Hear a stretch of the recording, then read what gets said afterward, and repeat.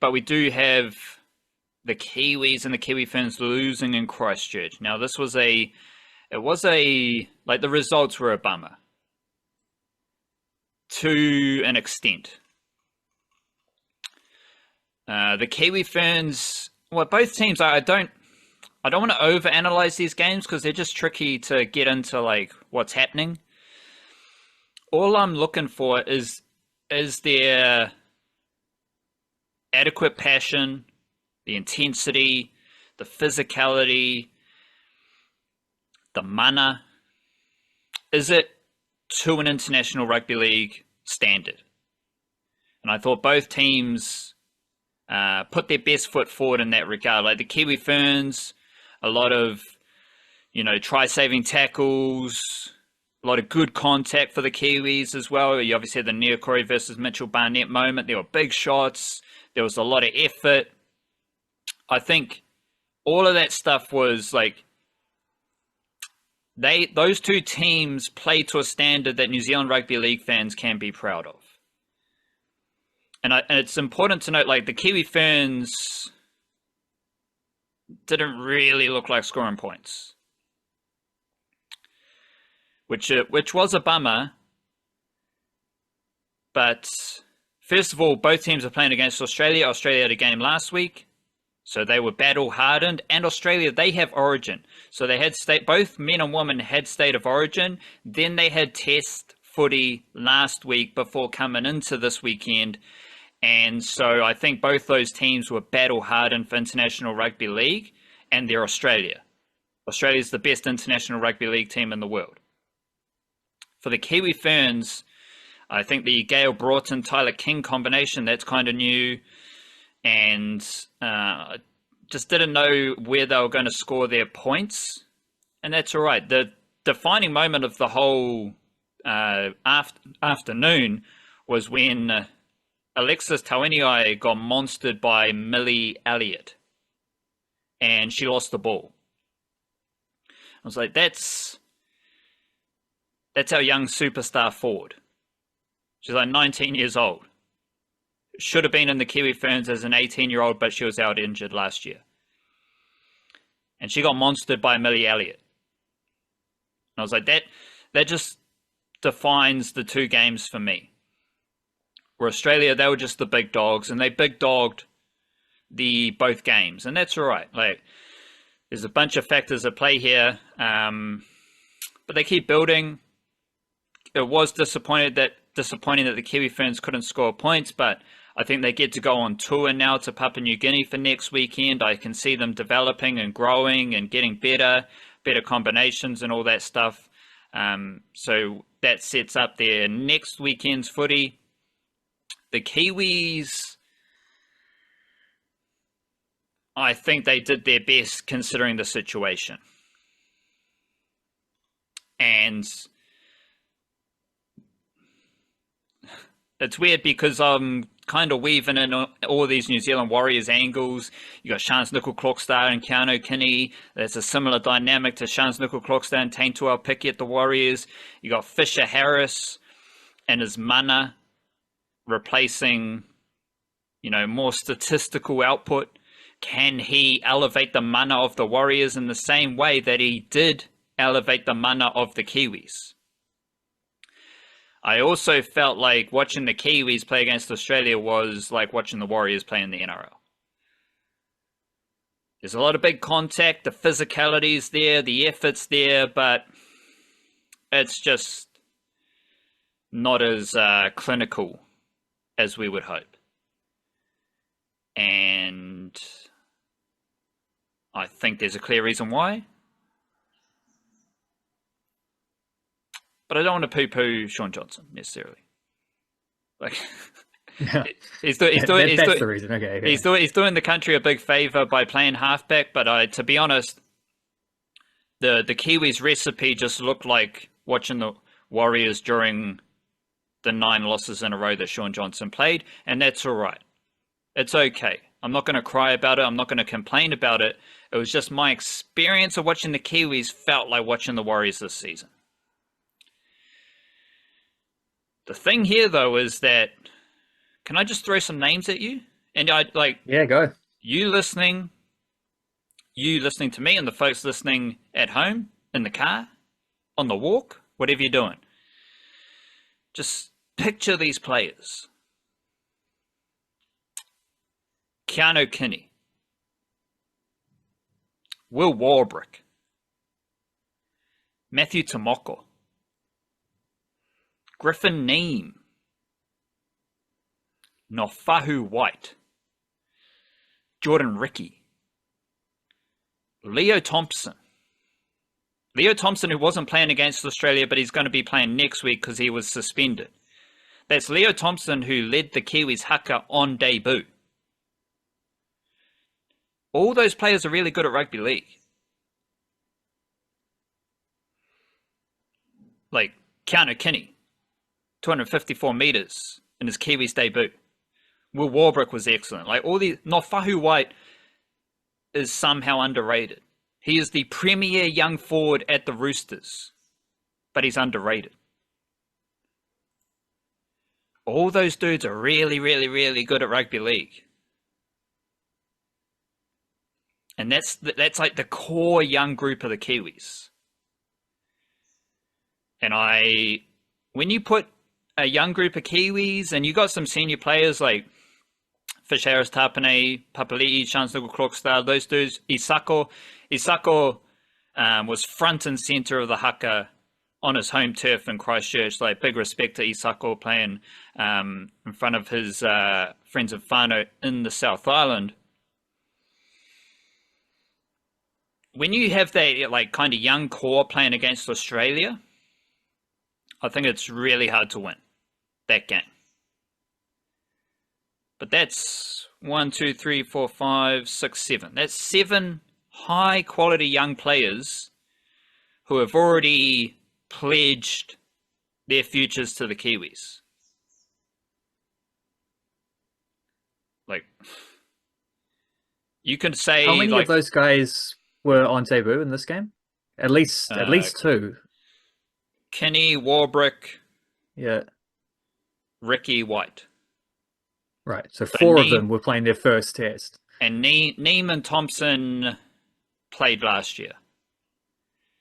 And I think if Thompson's playing against Australia in that test, I think the Kiwis are slightly better.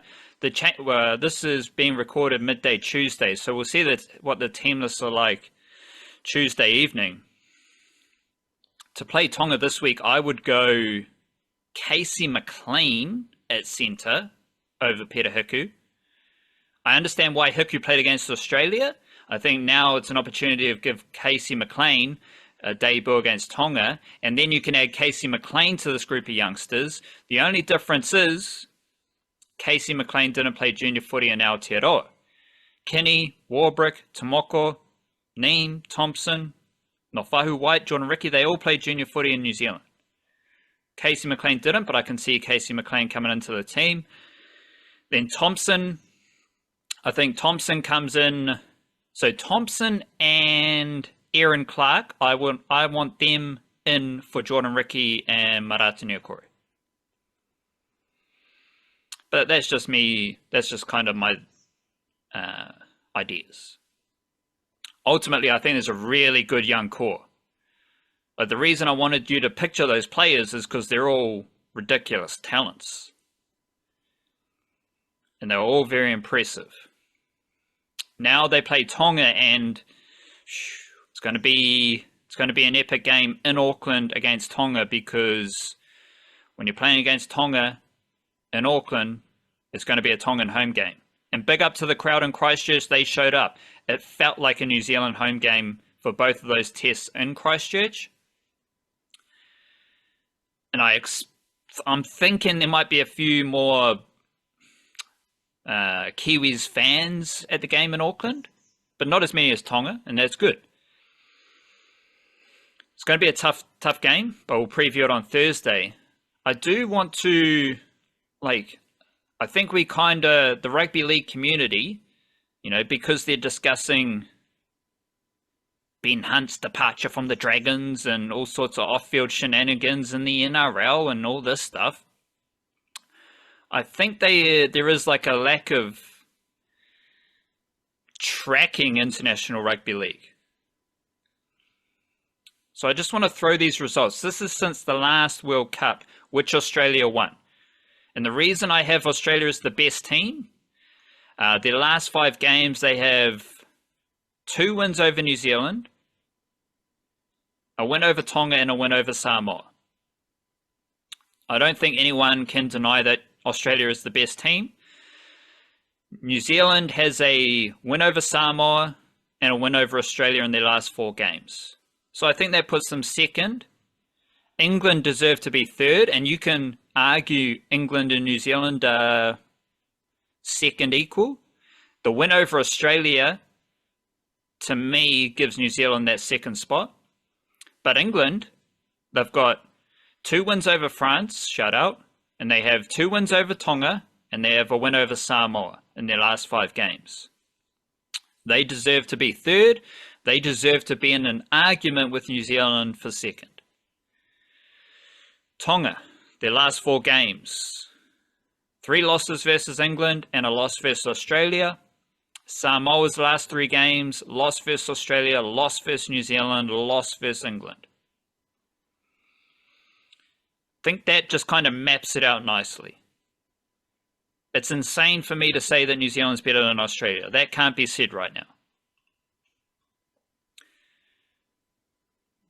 And this sets up Tonga versus New Zealand at Mount Smart because Tonga have had 4 consecutive losses. So I love Tonga and Samoa in rugby league, but I don't know if they are as good as they are made out to be. They do well considering, their status as countries and all of that. Like, it's great to have them in the mix. They're top 5 nations. Don't know if they're quite as good as they are made out to be, and that could all change if Tonga defeats New Zealand in Auckland. Ultimately, though, Tonga have had 4 consecutive losses. 3 losses in England, and then a shutout loss against Australia. Samoa have conceded over 30 points in all of their 3 losses. In their last 3 losses. So, there is a clear ranking system in my mind. Does that make sense? Australia, they're still the big dogs. A little bit of bias, but I think New Zealand's second. England deserve credit because, again, everyone celebrates Tonga and Samoa, but England defeated Tonga last year. England defeated Samoa just gone. They deserve some credit as a rugby league nation as well. Yeah, that all makes sense. And for the most part, the results have, I guess you've picked that based on results, so it makes sense that the results would reflect that. But I don't know that they've been outside of the Kiwis beating Australia last year, there hadn't really been a lot of upsets in the international league stuff. And that probably tracks. I think maybe in a more of a, I don't know, if another World Cup came around in a hurry, that would be something where that type of environment might lead to something. But yeah, I couldn't get over the thing watching the Kiwis game in particular, but I think it was also evident for the Kiwi Ferns, and it's probably evident for Tonga last week as well. It's just the way in which